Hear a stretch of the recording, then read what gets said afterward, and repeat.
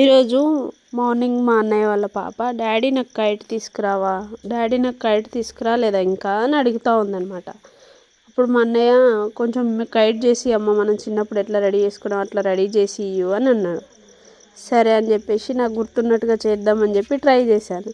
So as teas మేము చిన్నప్పుడు kite కొనుక్కోకుండా ఎలా పేపర్తో రెడీ చేసుకునే వాళ్ళమో అలా రెడీ చేశాను అనమాట. ఒక నోట్బుక్లోంచి పిన్ పేపర్ తీసి దాన్ని ఈక్వల్గా కట్ చేసి దాంతోనే తోక కట్ చేసి అండ్ కొయ్య పురుకలతోనే ఆ బెండును మడిచి దాన్ని ఇట్లా రెడీ చేసి పెట్టాను అనమాట.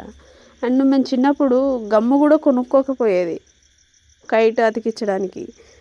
అన్నం మెతుకులు ఏవైతే ఉంటాయో అవి మెత్తగా నలిచి రైస్ ఉంటాయి కదా, ఆ అన్నంతో రైస్ దాంతో మెత్తగా నలిచి ఇంకో పేపర్తో అతికిచ్చేది అనమాట.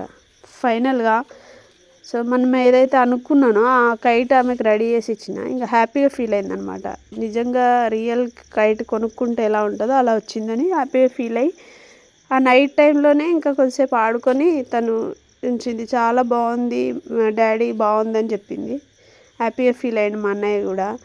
అండ్ ₹1 కూడా ఖర్చు పెట్టకుండా కూతురు అడగగానే చేసి అమ్మ అని అడగగానే నేను కూడా చేసి ఇచ్చాను అనమాట. సో కైట్ చాలా బాగా వచ్చింది, తను చాలా ఆడుకుంది.